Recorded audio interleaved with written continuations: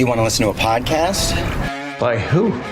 Georgia GOP Congressman Doug Collins. How is it? The greatest thing I have ever heard in my whole life. I could not believe my ears. In this house, wherever the rules are disregarded, chaos and mob rule. It has been said today, where is bravery? I'll tell you where bravery is found and courage is found. It's found in this minority who has lived through the last year of nothing but rules being broken, people being put down, questions not being answered. And this majority say, be damned with anything else. We're going to impeach and do whatever we want to do. Why? Because we won an election. I guarantee you, one day you'll be back in the minority and it ain't gonna be that fun. Hey everybody, welcome back to the podcast. Busy week going here on the Doug Collins Podcast. We're glad to have you always sitting in with us. I have a reminder, DougCollinsPodcast.com, DougCollinsPodcast.com. You'll have an email link there, and thank you for the kind notes I received, even some yesterday. Many of you encouraging me to run for office. I appreciate the encouragement, but right now we've got a big election coming up, right now the RNC convention, but I do appreciate it. Keep those questions and thoughts coming. If you got ideas for guests, if you got ideas for just where we're at in the country, I'd love to hear your responses. Go to the DougCollinsPodcast.com, hit that email link. It is working now. We found out it was not working, so I apologize to any of you who may, especially a couple months back, didn't get through. I apologize, but please come back and send those emails. We'd love to have your thoughts in as we go through our podcast. Also, share this podcast with others and subscribe to it. We're here every Monday, Wednesday, and Friday. And we'd love to have you be a part. Got a wonderful Friday's Finest again coming up this week. Chip and James and myself talking about all the craziness of not only politics, but sports and everything in between. And then a lot of great guests that you're going to be lined up to hear in the next little bit. We're going to have just in the next week or so, you're going to have Michelle Tafoya. You're going to have former head coach of the Dallas Cowboys and Buffalo Bills, many others. Chan Gailey back with us. Chan's been with us many times to discuss the upcoming football season. We're looking at getting Michael Waddell, my hunter's in the house, getting ready to come back in. Michael Waddell is going to be talking about spring hunting season and also what's coming up for elk and deer here in the fall. Just got in. I was very happy. I had some of my deer jerky made it in from a couple of my kills last year. I was excited about that. I was chewing on some of that last night as we go forward. Also, going to have a guy from Georgia who's been very locked into what's going on in Georgia politics. Ben Burnett is going to join us. Ben is a local politician, but also media guy down here, does some podcasting, does some radio down here. We're going to have him on just to talk about Georgia, because everybody talks about Georgia, but sometimes I think the sad part about it is the ones who talk about Georgia are not from Georgia. And I think this is true of most states. It's very difficult many times to know the nuances, especially in a state that is nuanced right now like Georgia, and some of the reasons behind that nuance. So look, just a lot going on here in the podcast world and our podcast in particular, but we're glad to have you with us. But right now, after the break, we're going to come back, talk about the pick. It is in. J.D. Vance is now the new pick for vice president to go along the Trump-Vance ticket.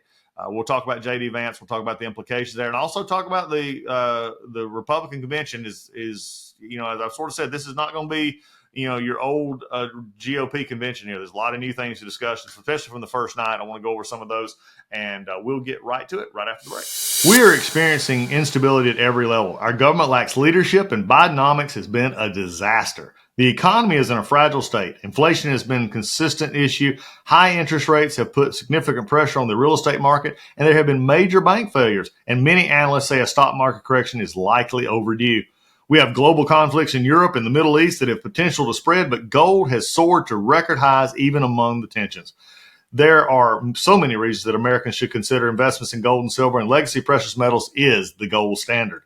I love Legacy Precious Metals because of their zero-hassle, education-first approach. They can help you roll your traditional IRA into a gold IRA or ship metals directly to your house. That's what I do. So go to www.legacypminvestments.com to download their free gold investment guide. And look, I've read it. You need to read it. There's so much valuable information in there. So, friends, now's the time to not roll the dice with your hard-earned money. Find out about the growth potential that gold and precious metals can offer you. Contact Legacy Precious Metals today and tell them that Doug Collins sent you. You might have heard Mike Lindell and MyPillow no longer have the support of the box stores or the shopping channels as the way they used to. They've been part of the cancel culture, so they want to pass the savings directly on to you by having a $25 extravaganza. When Mike started My Pillow, it was just one product company. With the help of his dedicated employees, they now have hundreds of products. Some of you may not even know about that. So to get the word out, I want to invite my listeners to check out the $25 extravaganza. 2-pack multi-pillow use My Pillows are just $25. My Pillow sandals, $25. There's 6-pack of towel sets, $25. Brand new 4-pack dish towels. You guessed it, just $25. And for the first time ever, the My Pillows with all new Giza fabric, just $25. All orders over $75 will see free shipping too. This amazing offer won't last long, so go to mypillow.com and use the promo code Collins, that's COLLINS, or call 800-986-3994 today. That's promo code Collins. Hey, inflation's at a 40-year high. The stock market looks more uncertain than ever. The new central bank digital currency is on its way and could be the government's ultimate surveillance tool against Americans. It looks like the government is playing games with your savings and retirement. So what are you going to do to help protect yourself? Did you know that you can have physical gold and silver into your IRA or 401k with zero tax or penalties? Millions of Americans are doing this right now for protection, and you should think about it too. A company I trust and recommend is Preserve Gold. They will go all over your options and make sure the process of acquiring precious metals is simple and easy. So if you're looking to help protect your retirement with a trustworthy company, request your free investment guide from the experts at Preserve Gold. Preserve Gold is accredited by the Better Business Bureau, and they have hundreds of 5-star reviews, so you know that you're in good hands. Just text Collins, COLLINS, to 50505. As an exclusive offer for my listeners, they'll get up to $15,000 in free gold and silver with a qualifying purchase on a retirement account rollover. So don't wait. Text Collins to 50505 today and get your free gold and silver investment guide and take the first step. Again, text Collins to 50505 to get your free guide from the good people at Preserve Gold. All right. Let's just start off number one. Pick came yesterday afternoon. J.D. Vance is the vice presidential pick for Donald Trump. A lot of speculation leading up to this. Came down to the end to Marco Rubio, Doug Burgum, possibly Glenn Youngkin was in that mix a little bit. But I think in many ways the Vance pick had been sort of settled in and was getting settled in since late last week. Going forward, Vance is a freshman senator from Ohio. He served 2 years there. It's his first elected office. I think that's what appealed to many in the Trump family, but also the Trump team. Yale law school graduate. He's an Ohio State Buckeye. Yeah, for this old Georgia boy down here in the SEC, we'll forgive that.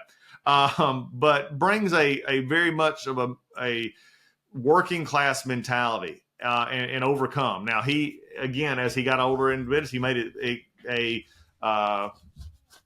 very much some good decisions. He wrote a book about his life called Hillbilly Elegy. Many of you who, before you even knew who J.D. Vance was, you may have read or watched the movie Hillbilly Elegy. And for those who grew up in rural homes and the Appalachian communities, the southern Appalachian Midwestern cultures, this was a very stark book. It's very harsh of reality, but it's the reality that many grew up in, and it was the reality of J.D. Vance. He wrote about it. Ron Howard produced a movie about it, and many people have seen now. So he made it to Yale, made it to D.C., went through south to California, went through the venture capital side. Peter Thiel, very much of a huge backer of J.D. Vance. And he's one of the smarter, sharper individuals on the Hill. And I think that's going to play well. I think Kamala Harris, although the vice president tried to put up a strong front yesterday, this is not the debate she wants to have. I think she was hoping for something else. Because she already struggles in debate settings. We've already watched Tulsi Gabbard eviscerate her in the presidential debates in 2020, leading up to her dropping out before Iowa. Now you're going to have J.D. Vance. It's going to be interesting to watch come that debate. It'll be probably as much watched as any anticipated vice presidential debate upcoming. And if you just want to get a flavor of J.D. Vance, just go to the sort of the social medias. Look at his interviews on NBC and CBS and his answers back. Now, JD represents a more populist version of the Republican Party. He represents a more America First version of the Republican Party, things that are different than we've seen in the past. He is very much a critic of the Ukrainian aid, and I think a lot of people are, and especially the way that has been going on. He was out front in that. Now, he is a Marine. He served in Iraq. He and I were separated by about 2.5 years, I guess, judging by the time he was in Iraq and I was in Iraq. He's a Marine, public affairs officer. Enlisted, and as he goes through that, then he comes back out and goes to Ohio State, then on to Yale Law. Married his one of his Yale law classmates there, and the rest is history in that regard. My understanding also is that Vivek Ramaswamy and him were classmates at Yale. So again, interesting turn of events in that regard. You'll see a much more, a little bit more isolationist perspective in the projection of power, using power when needed, but not using power when American interests are not directly affected. I think that's going to be an interesting perspective from Vance coming forward, one that he has clashed with many in his in the Senate over. It is sort of interesting to me that Lindsey Graham comes out yesterday very much in support of J.D. Vance. I would not, frankly, have expected anything less, but it's also interesting to know that that Lindsey was one of J.D. Vance's main critics when it comes to Ukraine aid and foreign aid and some other, especially in dealing with what the Biden administration has done in the Ukraine. So again, united. The one thing I'm hearing from folks at the convention, and I talked to many, is that there is a united Republican Party. 3 or 4 months ago, when we were on this podcast, we were dealing with the Haley crowd, the others in the race, the double nose of Biden and Trump, and is the Republican Party going to sort of eat itself away? Will there be a staged, rally by Haley voters who want to make a statement at the convention? All that went away. And then all of that went away even more so when the assassination attempt happened on this past Saturday. This united front of the Republican Party is strong. It's interesting that its breadth of not only everybody that is in public office for the most part is supporting this ticket, whether they support Donald Trump and J.D. Vance as a ticket, for many is not the issue. The issue is an incompetent presidency of Joe Biden that is showcased in his, slipping and dementia issues and others that have been brought out. I mean, so this is it's going to be an interesting time here as we fall into the next little bit, watching this progression of the convention over the next few days, more speakers coming out and talking about a vision forward. Now, we're over a month away from the Democratic National Convention. I do believe now that we're solidified in the fact that Joe Biden's going nowhere on this ticket. Joe Biden will be the candidate for the Democrats at this time. And so I think we're set. And I think that's what most of us thought, even after the liberals had went into panic mode after the debate. They're still in panic mode. The only thing that can still get him out in the next week to 10 days is the fundraising dries up completely. Now, if you want to control a presidential campaign, then the large donors, the ones who are stroking the 10, 15, 20 million, $30 million checks, are the ones that if they stop writing those checks, then the campaign is in trouble, because you're trying to run a national campaign with multiple states in play. And Donald Trump has now put states that they never thought they would have to spend money into play, such as Virginia he's behind by 3. You're looking at Pennsylvania. Trump is up by 4 to 5, and we've not even seen the bounce coming off of polls off of the convention and the other issues that are events that have happened since last Saturday. Look, the Democrats have got a problem here, and I think you'll see that retreat back into trying to, save what they can in the House and save and play for a tie at best in the United States Senate, because that's all they can really get right now is a tie. They cannot. There's no real platform out there for them to gain the majority. Once they lost West Virginia, they sort of put it back into that tie mode that we're looking at. So it's going to be interesting is where they put the money into the next few weeks. But that would be the one thing that would get Biden out of this race. You would see. But again, will the money come back quick enough under a Kamala Harris and whoever pick for vice president there. That's an entirely different conversation. So I think for all intents and purposes, the race is set. Now the question will be is how does Biden the team react? This week, I'm waiting for Thursday night to hear Donald Trump in what is now a new speech compared to what he had originally written before the assassination attempt. Looking at a unity speech. We'll see how that plays. Joe Biden stayed with unity all of about 12 hours after going on the TV Sunday night to say we all need to come together and the rhetoric needs to turn down. Karine Jean-Pierre yesterday from the White House podium said, yes, we're going to still continue to call him a threat to democracy, which is, again, remember I said this on Monday's podcast, this is code word for Donald Trump will destroy America. Okay, that's what that is. Don't confuse it for anything else. It's code to say Donald Trump will destroy all the liberal values that we love and America will not be what we want it to be. That's the simplest to say it. And that is very divisive language and very much language that, puts a tone to this campaign that should never be there. So as we look ahead and we go forward, Biden himself did an interview on Monday night with Lester Holt. And in that interview, he, again, said that basically tried to deny the things that he had said about putting a target on Donald Trump and the rhetoric of, going back. And again, just fought back and forth with Lester Holt about this. This is not, it's one thing if there was a doubt in this. There's just not a doubt. This is what they're saying. This is how it's being played. And when you understand that,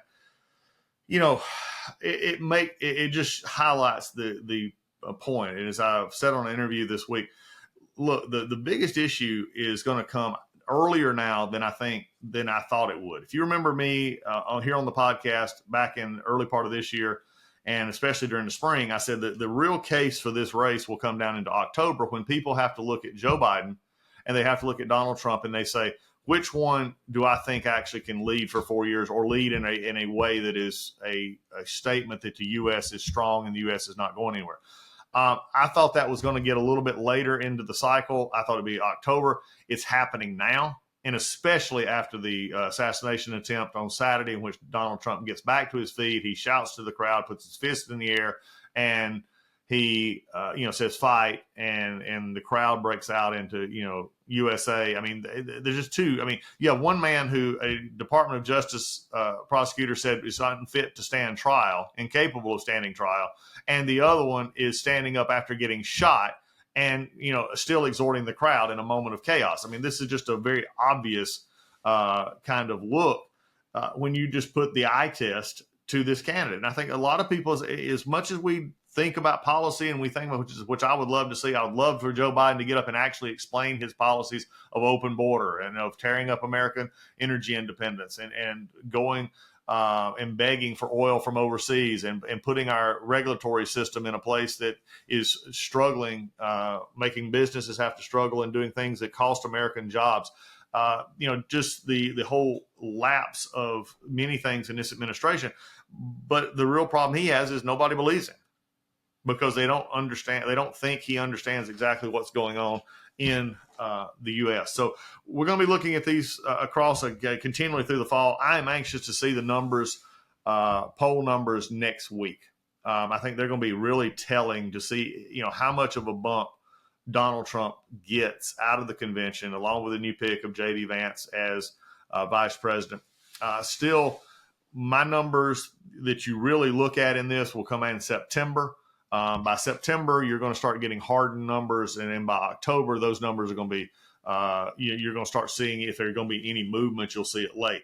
If that lead comes out of this in the RNC convention this week for Trump and builds through August, doesn't take a real hit after the Democratic National Convention, then this is a race in which Republicans need to step on the gas and get out there and register voters, get people to the polls, not take this for granted. And then we have a chance to a solid majority into the Senate, a solid majority into the House, and a president who's willing to sign the bills. That's what it all matters. There's a three-sided coin. You need 218, 60, and 1. You need 218 in the House to pass a bill, 60, which is our cloture vote in the Senate, and you need a president willing to sign it. That's how you get laws done. No other way. Nothing else happens.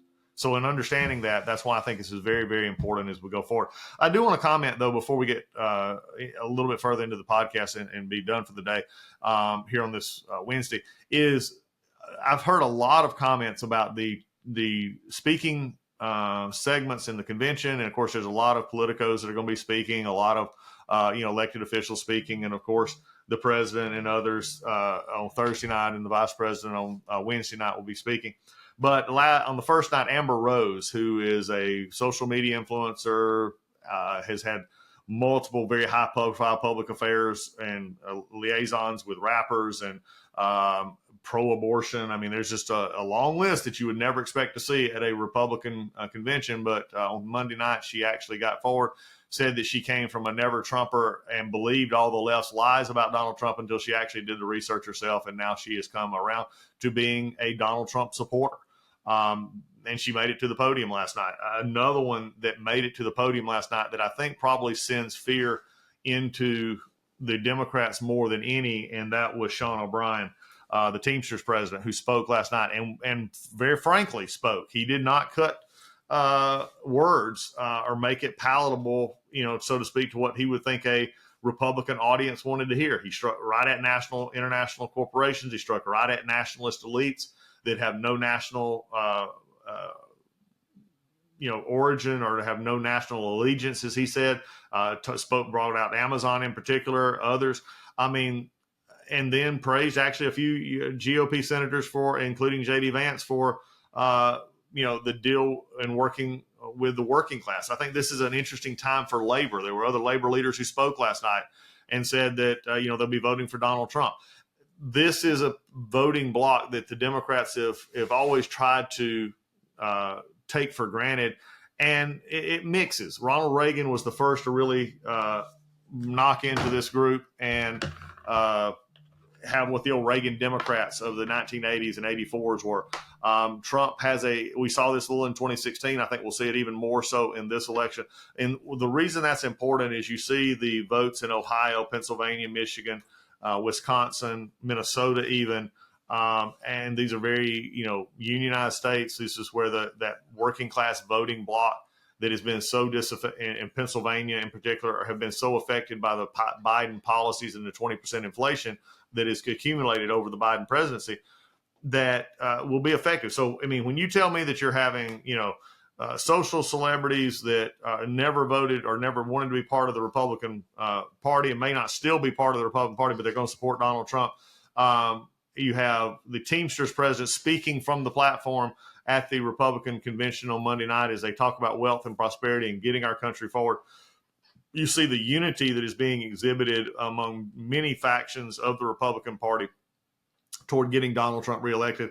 You just have to say this is not your father's Republican Party. I think this is going to be interesting. It's going to be tough for some of the Republicans who've always said, well, this is what we do and how we do it. Well, maybe to look at this in the future moving forward, there's going to have to be some discussion on how we actually examine issues and how we communicate with issues. This is something that I've been talking about all over the country for years now, is we got to get better at communicating what we believe and why we believe it. So Wednesday update, we'll have some more updates. If anything breaks at the convention and you need to hear it, we'll definitely break in and we'll send out a special podcast. But right now, thanks for joining us on this Wednesday.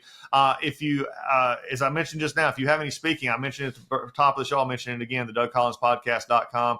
Go to the email button. If you have a speaking engagement you'd like me to come to anywhere in the country, if I can make it work, I'll make it happen. So just email me, make sure that you put some details in there, and we'll have somebody get back to you. Other than that, this is Doug Collins. Thanks for joining us on the podcast today. We'll see you soon.